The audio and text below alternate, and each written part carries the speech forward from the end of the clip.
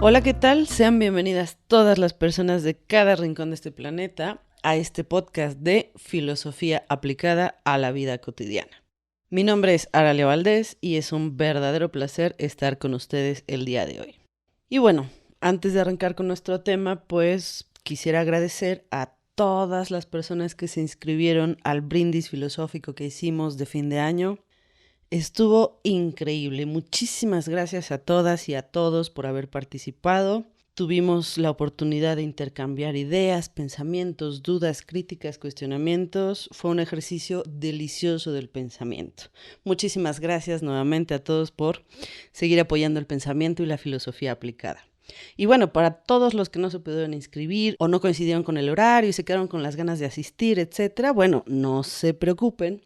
Nos gustó tanto que en el mismo brindis ustedes propusieron que nos veamos una vez al mes. Y esa idea a mí me parece bastante buena. Así que vamos a estar realizando brindis filosóficos a fin de mes, todos los meses. Así que esta es su oportunidad para inscribirse, para participar de aquí al resto del año. Y aún así, quienes no puedan o quienes quieran ver lo que sucedió en el brindis anterior, para ver si se animan, etcétera, etcétera. Bueno, pues muy fácil. Si ustedes se inscriben a mi Patreon, automáticamente tienen acceso a todos los eventos que yo tenga y además pueden también acceder a los videos y las grabaciones que queden de estos eventos. Así que, pues ya saben, inscríbanse al Patreon para tener apartado su lugar de antemano y o para poder acceder a todas las ligas de todo lo que se han perdido y que puedan seguir pensando sobre todos estos temas de una forma crítica. Así que bueno, pues no pierdan más el tiempo, asómense a www.patreon.com/Aralia Valdés. Recuerden que Valdés se escribe con S. Y bueno, pues nada, arranquemos con el tema del día de hoy. Nuestro tema de hoy son 3 ideas que nos van a ayudar a sobrevivir a este nuevo año. Son 3 ideas filosóficas que nos van a permitir que este año sea un mejor año que el año pasado. Sabemos que el 2020, bueno, pues fue un año poco común, fue un año muy accidentado, fue un año en el que ha comenzado una crisis, no solamente sanitaria, sino una crisis social, una crisis económica, una crisis política, una crisis de pensamiento, una crisis estructural, una crisis que afecta a muchos aspectos de nuestra vida cotidiana, y esta crisis nos está obligando a repensar muchas circunstancias de lo que es la vida. Nuestra condición de vida en lo cotidiano. Tenemos que repensarla a partir de esta experiencia de la epidemia, de la pandemia que hemos tenido en 2020, que continúa en el 2021 y bueno, desgraciadamente, por más que tengamos la ilusión de la vacuna, bueno, quienes la tengan, yo no la tengo, pero bueno, quienes la tengan y crean que eso va a terminar con la pandemia, el encierro, la cuarentena, no va a ser de esa forma. Los grandes políticos han anunciado que esto va para largo. Eso quiere decir que, como diría Boaventura da Sousa, un excelente sociólogo al que vamos a retomar en estas ideas, la pandemia va a ser intermitente, va a continuar durante bastantes años y vamos a estar en periodos de cuarentena intermitentes, a veces en semáforo naranja, a veces en rojo, a veces en amarillo, etcétera, etcétera, pero nuestra condición de vida no va a regresar a la normalidad. Olvídense de la esperanza de que vamos a volver a ser la misma sociedad y vamos a regresar a esa normalidad que tanto añoran algunos, que a mí me parece que tenía que tener cambios muy significativos, muy importantes. Era urgente que se transformara porque tampoco nos estaba funcionando muy bien la normalidad. Es más, esa normalidad es la que posibilitó la pandemia precisamente. Así que bueno, vamos a revisar 3 ideas muy concretas sobre cómo podemos transformar nuestra vida simplemente para lograr que este año sea un año mucho más satisfactorio a nivel social, a nivel personal, a nivel espiritual, existencial, etcétera, etcétera, etcétera. Bueno, la primera idea que quiero que revisemos es sobre el pensamiento crítico. Esta pandemia nos ha traído un exceso de información, un bombardeo mediático de información y de manipulación mediática. ¿Cómo podemos defendernos ante la manipulación mediática o cómo podemos evaluar la información que se nos presenta en los medios, etcétera, etcétera? La única manera que tenemos es pues ejerciendo el pensamiento crítico. ¿Y qué significa ejercer el pensamiento crítico? Bueno, primero tenemos que aprender a pensar de manera crítica Es decir, tenemos que aprender a desconfiar de primera mano de todos los discursos que nos bombardean. Incluso el pensamiento crítico implica que desconfíen de este podcast, de los contenidos de este podcast. Justamente la duda, la pregunta, nos lleva a revisar las afirmaciones, los argumentos, y es así como podemos darnos cuenta si están tratando de manipularnos.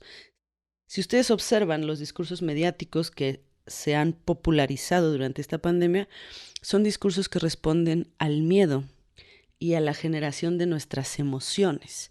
Las noticias se han concentrado ya no en presentar fragmentos discursivos como hechos de verdad, sino en presentar discursos que muevan nuestras emociones. Y aquí ha aparecido un fenómeno que, bueno, no aparece propiamente en la pandemia, los teóricos indican que aparece, por ejemplo, cuando Donald Trump gana las elecciones, ¿no? O en el fenómeno del Brexit de Inglaterra. Los teóricos dicen, bueno, ahí aparece este fenómeno que se llama posverdad. Sin embargo, este fenómeno no importa cuándo aparece, importa cómo lo están utilizando o cómo nos están manipulando a través de estas ideas de posverdad. Y bueno, les voy a explicar súper brevemente qué significa la posverdad. Es un tema muy largo y muy profundo que quizá ameritaría un podcast completo. Ustedes me dirán si quieren que lo hagamos. Pero bueno, para nuestra finalidad inmediata, que es simplemente entender cómo los medios intentan manipularnos y de qué formas nosotros podemos desconfiar y dudar, les voy a explicar súper rápidamente qué significa la posverdad, ¿no? Bueno, la palabra en sí misma, posverdad, implica que es algo que viene después de la verdad. Y esto implicaría necesariamente que antes, en el periodo anterior a este, estábamos en la era de la verdad, lo cual es una falacia. No hemos estado en ningún momento en la era de la verdad, porque precisamente esta supuesta era de la verdad implica que todos los medios de información o de comunicación decían la verdad. Y esto nunca ha sido así. Es decir, la posverdad nos crea la ilusión de que antes los medios masivos de comunicación o los medios hegemónicos de información nos decían la verdad, objetiva, llana, transparente y simple. Y eso, señoras y señores, jamás ha sido así. Todo medio de información o comunicación, sin importar su procedencia o época, siempre, siempre, siempre han estado atravesados por intereses de distinta índole, que hacen que hasta cierto punto toda información tenga una agenda oculta. Esto produce que se generen discursos con una agenda oculta, en la que se disfrazan ciertos objetivos políticos o económicos en nombre de la neutralidad o en nombre de la objetividad. Y hay algo que sí podemos afirmar, que es: ningún discurso es neutral. Todo, absolutamente todo discurso está atravesado por distintos intereses. La verdad objetiva, así llana y seca y pura, dicho sin ninguna búsqueda distinta en su enunciación, no existe. Todos tenemos un objetivo al enunciar la verdad. Y bueno, el asunto es que toda esta pantalla de la posverdad nos ha conducido a suponer precisamente que existe una forma válida de enunciación de la verdad, como si existieran personas autorizadas para decirnos la verdad y otras no, como si existieran medios de comunicación autorizados para decirnos la verdad y otras no, es decir, solo pueden hablar o solo son válidos los discursos de quienes están autorizados. Y aquí no sé si les suene, y si no les suena, pueden regresar a la primera temporada, a un episodio que titulamos algo así como La falacia de autoridad o cómo nos manipulan con la falacia de autoridad. También pueden buscar otro episodio que se llama ¿Qué tan borrego somos? ¿Qué tan borrego eres? Donde hablamos precisamente de cómo estas falacias de pensamiento nos conducen a ideas equivocadas que le dan autoridad a las personas sobre nuestra vida, sobre nuestras creencias, sobre nuestras verdades. Y este efecto de la posverdad genera precisamente una falacia de autoridad.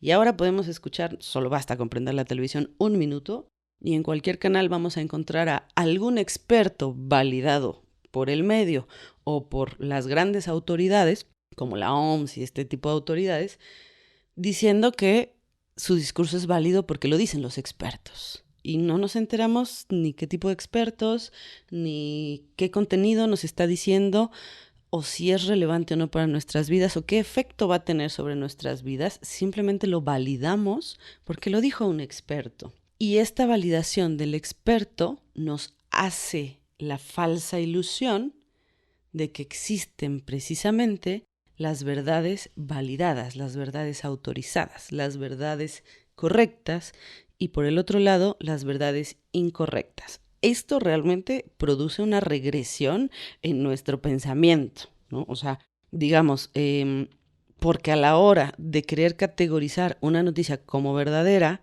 por ejemplo, contra una fake news, que es otro de los términos que han aparecido últimamente, creemos inmediatamente que la supuesta noticia verdadera es transparente y es objetiva, y creemos que nos demuestra un hecho objetivo, y olvidamos que jamás en la historia de los medios de comunicación el periodismo y las noticias muestran hechos objetivos.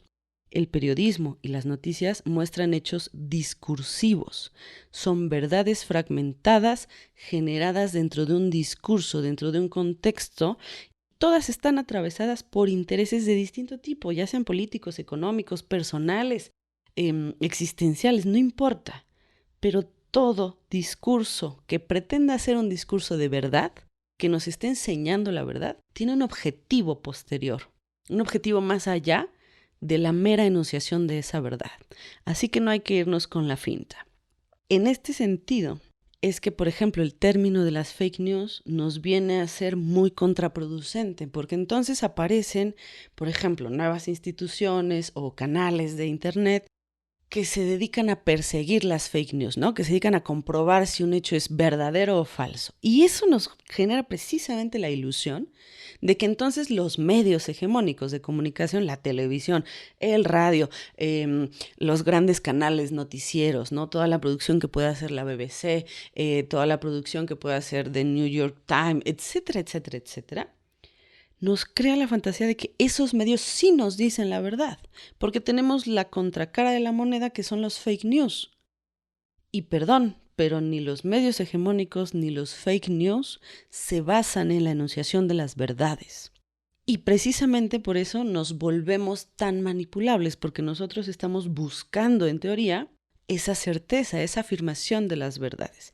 El pensamiento crítico, lo que nos diría en este punto, es que tenemos que aprender a leer las noticias como productos discursivos precisamente, y no como algo que nos demuestra hechos objetivos de verdad, y de verdad así en mayúscula, que por supuesto no lo son. Tenemos que aprender a leer las noticias con un juicio crítico. ¿Cómo se valida o se invalida una noticia? No con hechos, sino con argumentos, e incluso puede ser con documentación, ¿no? Archivo, argumentos, no hechos. Tenemos que aprender a analizar las noticias desde la argumentación. Y para esto, insisto, pueden volver a la primera temporada sobre los 2 capítulos que tenemos de las falacias del pensamiento. Que igual en esta temporada, un poquito más adelante, vamos a retomar esas falacias de pensamiento con ejemplos muy concretos de los discursos mediáticos con los que estamos siendo bombardeados en esta cuarentena, en esta pandemia, y por los que fuimos bombardeados todo el 2020. Bueno, si les interesa este tema en concreto, de la generación de la posverdad, de las fake news, ¿no? De cómo leer una noticia, de cómo aprender a distinguir. Bueno, claro, hay que aprender a distinguir una fake news de una noticia que viene de un medio oficial. Perfecto, ese es un buen primer paso, pero eso no quiere decir que la noticia desde el medio oficial nos esté diciendo la verdad. Ahí tenemos que aprender a discernir que esa noticia nos está diciendo un hecho discursivo, una verdad discursiva que está contextualizada y que a la vez está atravesada por una cantidad enorme de intereses, y por lo tanto nosotros tenemos que ser muy agudos para defender nuestros propios intereses ante lo que se supone que es la verdad como un hecho universal, concreto y demostrable. Eso no es posible dentro de la comunicación mediática. Tenemos que dejar de creer de manera urgente que la televisión nos dice la verdad, que el radio nos dice la verdad, que el internet nos dice la verdad. Y tenemos que empezar a cuestionar todas las noticias desde el pensamiento crítico. Bueno, si les interesa este tema, les recomiendo muchísimo un artículo de una investigadora de la Universidad Carlos III de Madrid que se llama Pilar Carrera. El artículo se llama Estratagemas de la posverdad. Por ahí búsquenlo en internet, lo van a encontrar muy fácilmente y es muy clarificador en la práctica sobre cómo podemos llevar a cabo precisamente un cuestionamiento profundo sobre todas las noticias que estamos recibiendo o con las que estamos siendo bombardeados. Y bueno, esto nos lleva a nuestra segunda idea. Ya que cuestionamos la generación de los discursos de verdad desde los medios masivos, sería muy bueno, como una segunda idea, comprender por fin que el sistema no es una estructura que se preocupe por nuestro bienestar. Es decir, el sistema no está construido para protegernos, para cuidarnos y para hacer que todos estemos saludables y felices. Es importante entender de una buena vez que en el neoliberalismo la economía es primero que la vida. ¿Y cómo es esto? Bueno, vamos a explicar qué es el sistema neoliberalista. Bueno, en general, el sistema, lo que llamamos el sistema, no es más que una estructura que intenta dirigir o que dirige el funcionamiento de nuestra sociedad. Generalmente, a partir de esta idea, nos imaginamos que ese sistema está fuera de nosotros, que está allá lejos, en algo que suelen llamarle la superestructura, como una estructura que abraza a nuestra estructura social micro, pequeña, cotidiana.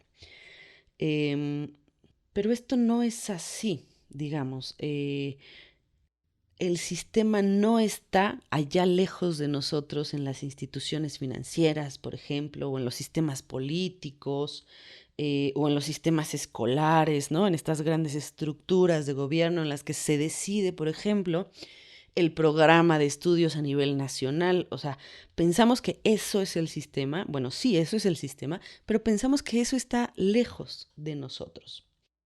Pero déjenme darles la mala noticia de que esos sistemas, esas cosas que están allá muy lejos, son las que regulan de manera íntima nuestra vida cotidiana. Nuestro sistema solía ser capitalista, pero podríamos decir que la expresión más refinada del capitalismo es el neoliberalismo, en el que el mercado financiero, es el que se encarga de regular toda nuestra sociedad. Es decir, el neoliberalismo no es solamente un sistema económico, sino que es un sistema que rige absolutamente todos los ángulos y las aristas de nuestra vida cotidiana, de nuestra intimidad.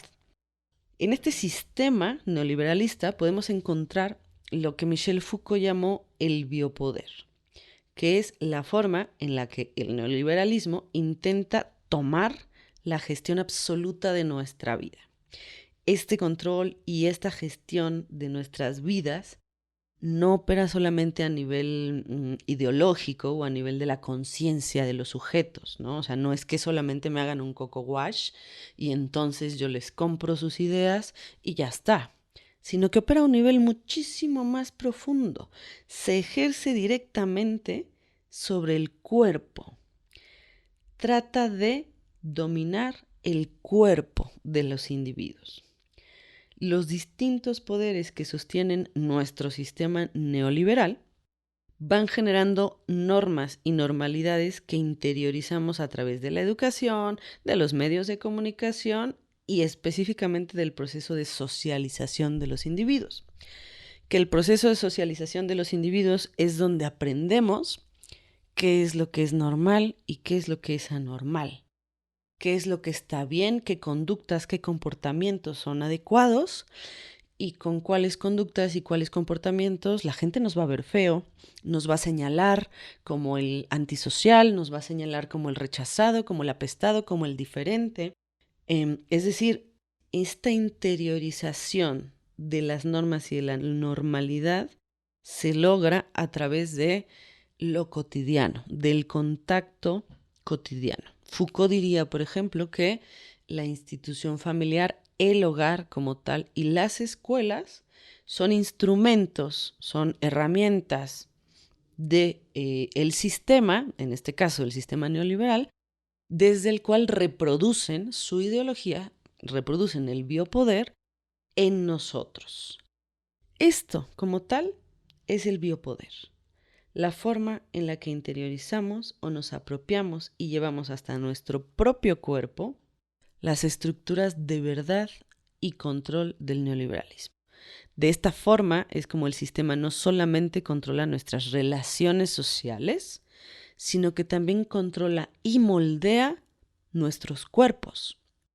Podríamos decir que el biopoder busca lograr que nosotros mismos controlemos y regulemos nuestras interacciones sociales a partir de una vigilancia internalizada. Nos volvemos nuestros propios policías. Por ejemplo, el qué dirán. ¿Cuántas veces no se han detenido a actuar o a hacer lo que quieren o a disfrutar algo porque se preguntan, ¿qué va a decir de mí la gente? ¿O qué dirán? ¿O qué va a decir aquella persona? ¿O qué va a decir la autoridad? ¿O qué va a decir mi mamá? Ese qué dirán es precisamente el biopoder. Es en donde interiorizamos en lo más profundo de nosotros la vigilancia social, lo que socialmente es entendido como lo normal, lo aceptable. Y además de ese policía que generamos para nosotros mismos, no solo es sobre nuestros actos y nuestras relaciones y nuestros deseos, gustos, necesidades, miedos, etcétera, sino que también es sobre nuestro cuerpo. Moldeamos, nos obligamos a moldear nuestro cuerpo para encajar con lo que llamamos cuerpos normales. ¿Cuántas veces, cuántos de ustedes no se han avergonzado, por ejemplo, por tener pancita, o por no tener nalgas, o si somos mujeres por no tener chichis, o si somos varones por no tener barba o cabello, etcétera, etcétera, etcétera? Nosotros tratamos de modificar nuestro cuerpo para entrar en lo que socialmente se llaman cánones de belleza, etcétera, etcétera, pero son realmente estrategias de biopoder que nos obligan a estandarizar nuestro cuerpo, a normalizarlos, a que todos los cuerpos tengan que ser iguales.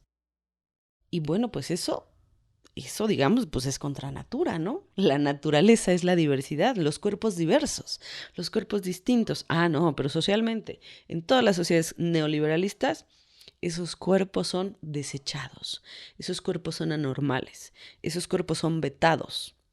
Y entonces, como ninguno de nosotros quiere ser excluido, aislado, vetado, prohibido, etc., activamos nuestro propio control, nuestro policía interno y reproducimos esa ideología neoliberal en nuestro cuerpo. Y entonces nos vamos al gimnasio para ponernos con un cuerpazo. ¿Qué quiere decir un cuerpazo? Pues nada, un cuerpo normalizado. Es decir, el neoliberalismo busca convertir nuestros cuerpos en un instrumento productivo y de consumo. En pocas palabras, el sistema biopolítico en que vivimos le posibilita a los grupos de poder influir y regir sobre nuestras mentes, nuestros cuerpos y nuestras verdades. Ellos definen lo que para nosotros es bello o feo, bueno o malo, moral o inmoral, correcto, incorrecto, verdadero, falso, normal o anormal. Incluso desde ahí es de donde se define cuál es un cuerpo saludable, por ejemplo. ¿Qué significa estar sano? Tener salud. Y un cuerpo sano para el neoliberalismo es el que es capaz de producir. En este sistema, por ejemplo, neoliberal, los afectos y la alegría no forman parte de la salud, no tienen nada que ver con un cuerpo sano. Para nuestro sistema neoliberal, un cuerpo sano es un cuerpo que tenga la suficiente potencia física de producir, de trabajar, sin importar si es un cuerpo que está atravesado por depresiones, por alegrías, por tristezas, por angustias, por miedos. Todo eso no forma parte de la salud, como si pudiéramos separarlo. Solamente decimos cosas como cuerpo sano en mente sana. Ese tipo de frases son ordenadoras del neoliberalismo, es decir, nos llevan a normalizar nuestra mente. ¿Qué es una mente sana? Pues es una mente normalizada, es una mente sin pensamiento crítico, es una mente que acepta las verdades que se le dan y que es un cuerpo sano. No es un cuerpo que sienta, no es un cuerpo que tenga emociones, no es un cuerpo que necesite expresarse, no es un cuerpo que tenga un movimiento intensivo. Simplemente es un cuerpo que puede producir objetos, que puede consumir objetos. Y yo creo que esta idea de la salud sobre nuestro propio cuerpo es terriblemente insana. Nos ha generado precisamente una gran cantidad de enfermedades que ahora tendemos a llamarlas somáticas, ¿no? Es que somatizamos hacia el cuerpo. No, nada, es que hay una relación. Somos una totalidad en nuestro cuerpo. No podemos separar lo físico de lo emocional. Ese es un discurso neoliberal. Bueno, podríamos concluir entonces que nuestra vida, nuestra existencia entera, está al servicio del neoliberalismo para simplemente poder seguir reproduciendo el sistema. Y en este sistema, la economía es más importante que la vida. Y eso es algo que me parece que tenemos que transformar de manera urgente. Es insostenible que sigamos afirmando desde nuestro sistema neoliberalista que es más importante sostener una producción económica que ponerle atención a nuestras propias vidas. Como diría Naomi Klein, autora muy recomendable, por cierto, búsquenla por ahí. Ella afirma que para nosotros es más fácil imaginarnos el fin de la humanidad, el fin de nuestra existencia, que imaginarnos la transformación de nuestro sistema neoliberal. Es ridículo. ¿Cómo podemos ponderar más un sistema económico que nuestra propia existencia? Eso tiene que cambiar de manera urgente y está en nuestras manos transformarlo. Así que bueno, para que este año sea un año mucho más interesante, mucho más alegre, mucho menos angustiante, con menos miedos, podemos empezar a transformar esta idea de que la economía es más importante que nuestra propia vida. Y podemos dejar de sostenerla en los pequeños actos cotidianos que realicemos. Pero bueno, si les interesa profundizar en este tema, les recomiendo muchísimo dos textos del filósofo Michel Foucault. Uno es El nacimiento de la biopolítica y otro El orden del discurso. Y bueno, precisamente esta idea del biopoder en nuestro sistema neoliberal nos lleva a nuestra tercera idea para que este año sea más llevadero. Y esta tercera idea implica reevaluar las formas en las que nos relacionamos. Nuestro sistema neoliberal está compuesto, digamos, de tres ideologías dominantes. Ideologías son como bloques de ideas muy grandes que abarcan una parte muy amplia de nuestra existencia. Las tres ideologías que dominan este sistema neoliberal es la ideología capitalista, la colonialista y la patriarcal. Esas tres ideologías son las que dominan, las que regulan la forma en la que nos relacionamos con todo, con la naturaleza, con las otras personas, con nosotros mismos, con los objetos, con nuestras ideas, etcétera, etcétera, etcétera. Y vamos a ver por qué.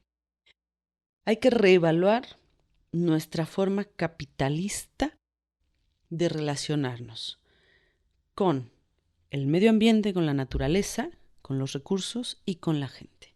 El capitalismo, en su corazón ideológico, el eje ideológico del capitalismo es la explotación de los recursos, la explotación de la gente.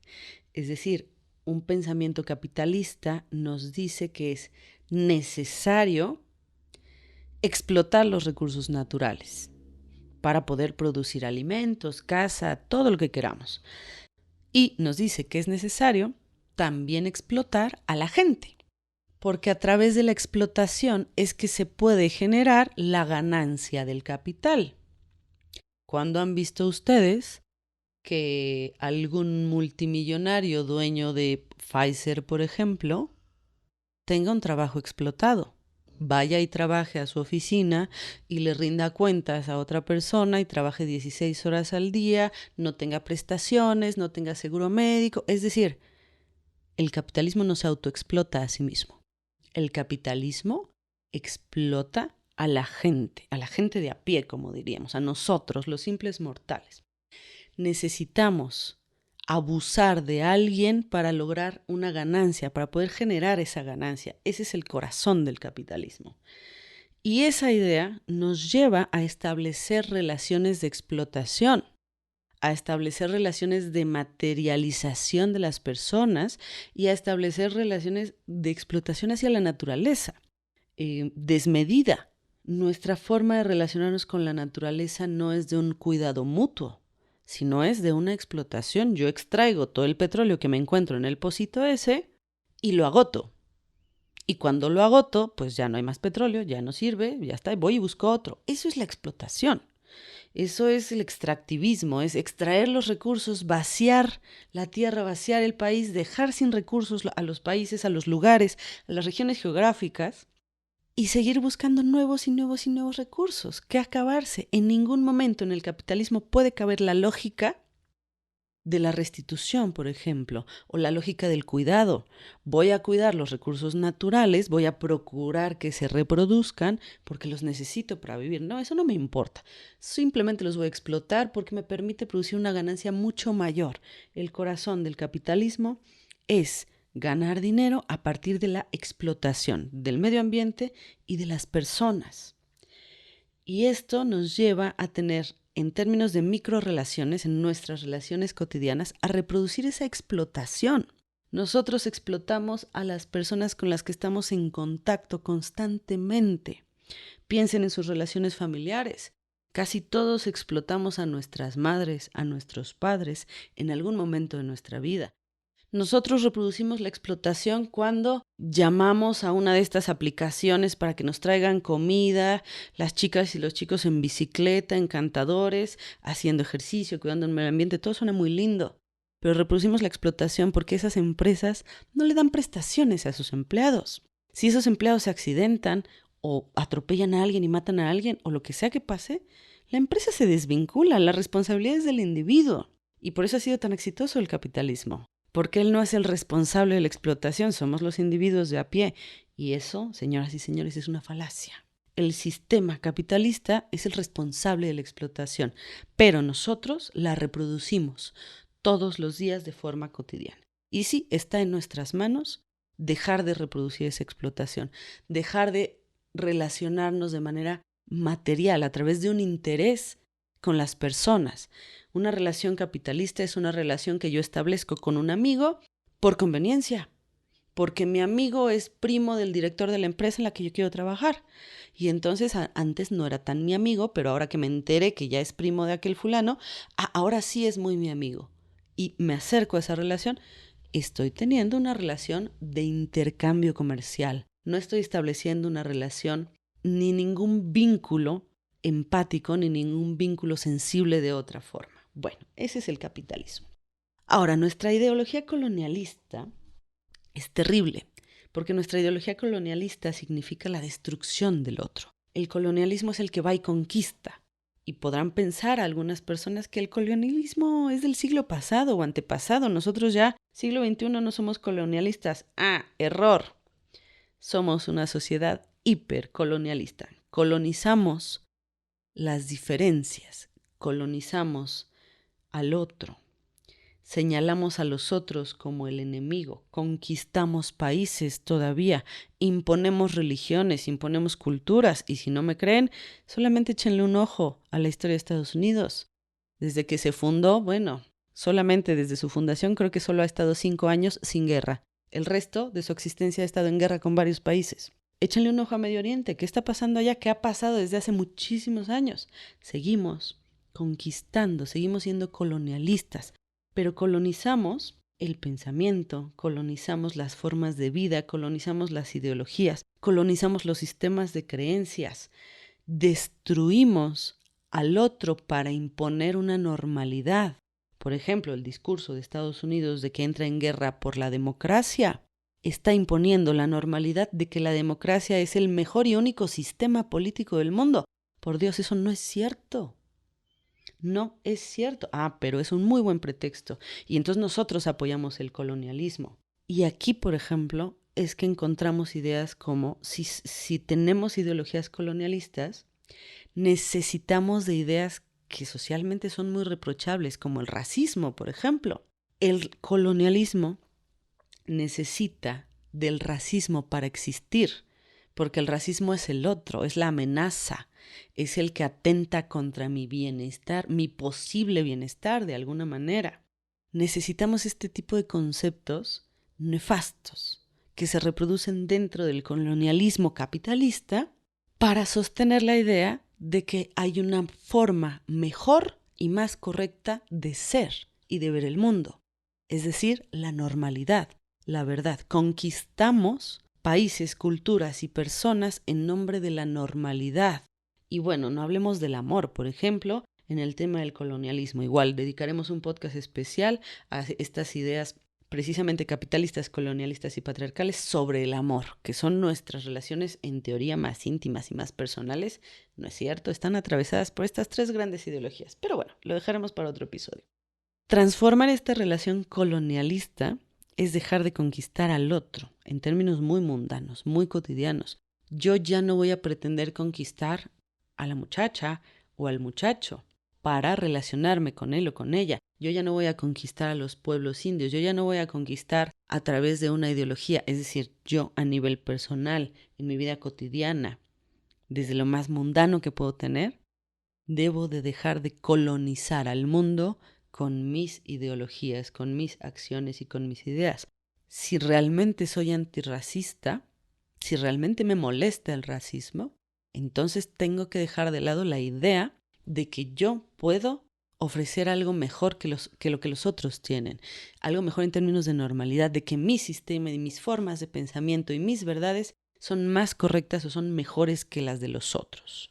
Y por último, la ideología patriarcal, que bueno, también es meritoria de un podcast específico, la vamos a resumir muy brevemente aquí para no hacer muy larga la historia.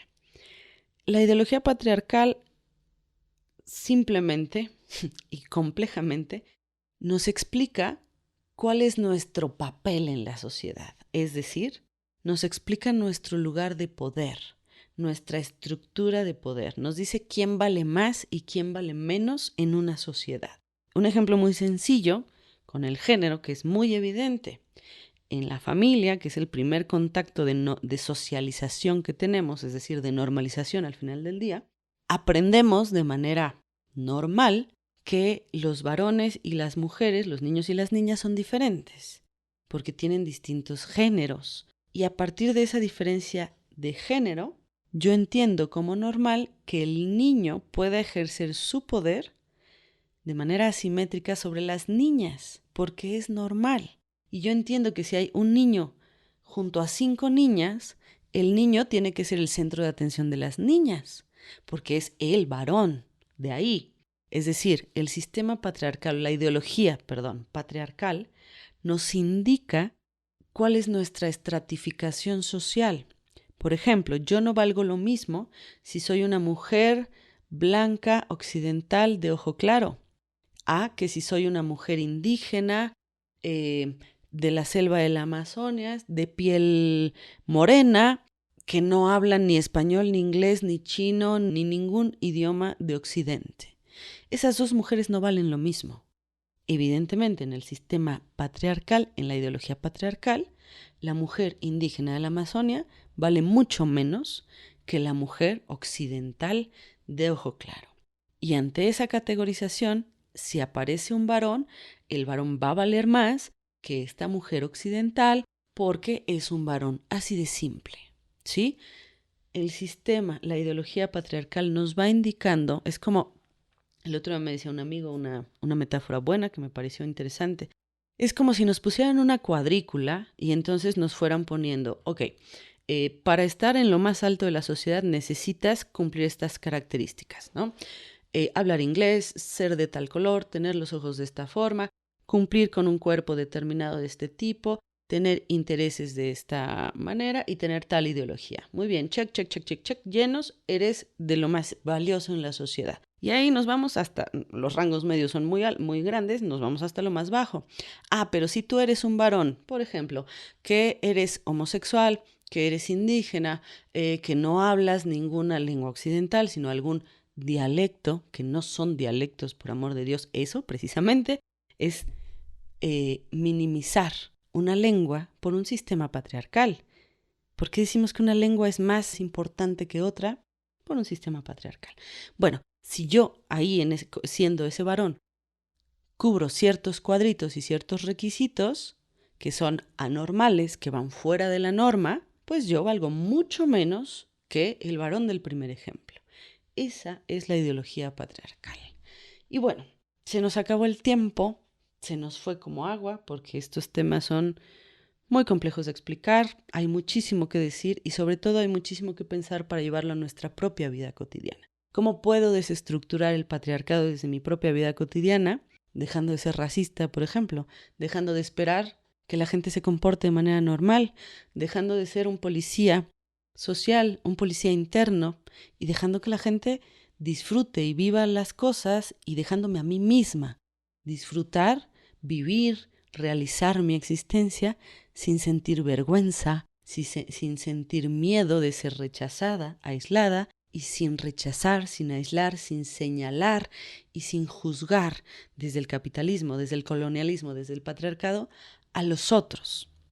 Sí, nosotros sí podemos hacer un cambio en esta megaestructura social. No es fácil, porque es un cambio cotidiano que tenemos que hacer todos los días, pero ojo, no estoy diciendo que ese sea el único cambio que tenemos que hacer. También tenemos que mover las estructuras. ¿Cómo hacerlo? Transformando nuestras relaciones interpersonales.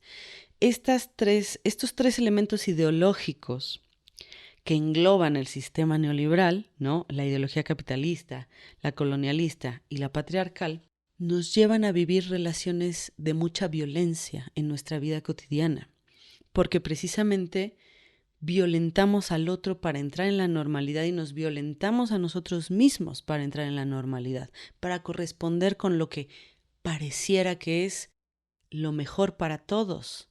Y eso es muy peligroso porque eliminamos todas las diferencias. Y si por algo se distingue la vida misma, es por la riqueza de su multiplicidad, de sus diferencias. La vida es diversa, no es única ni es normal. La vida es anómala, la vida se sale de la norma continuamente, la vida es muy diversa. Tenemos que recuperar nuestras relaciones íntimas, personales, sociales, nuestros contactos existenciales, desde otro lugar que no sea la violencia. Y podríamos pensar, por ejemplo, hacerlo desde la ternura.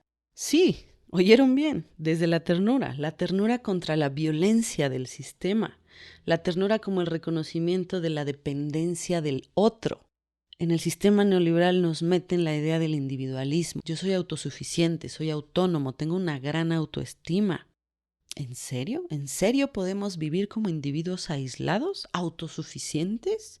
Lo que nos ha caracterizado como humanos es precisamente nuestra naturaleza de ser sociales, de necesitar a los otros para poder vivir. Por eso, tratarnos con ternura en lo social para reconocer que sí dependemos de otros, que no podemos vivir solitos y aislados.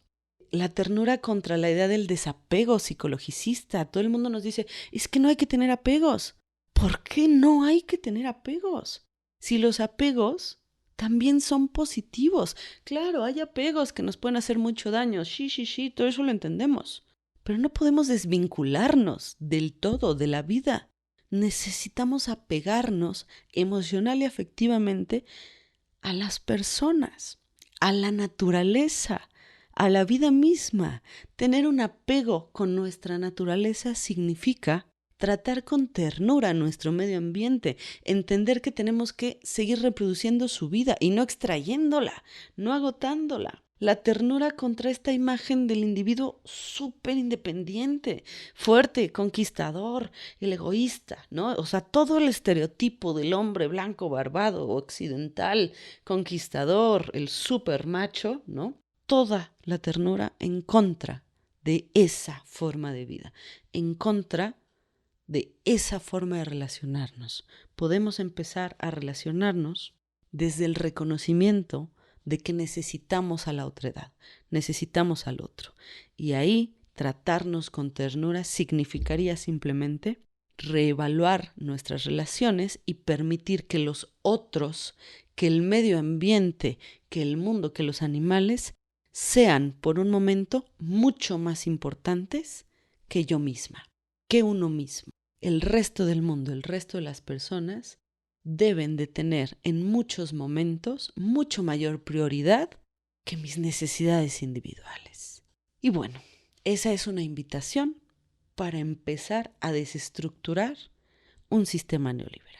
Y créanme que si ustedes empiezan a relacionarse desde la ternura de la vida, su vida va a cambiar muy rápidamente y van a empezar a descubrir lo que es vivir de otra manera. Bueno, se nos acabó el tiempo, ahora sí. Muchísimas gracias por prestarme sus oídos, muchísimas gracias por escucharme. Muchísimas gracias también a todas las personas que me han escrito.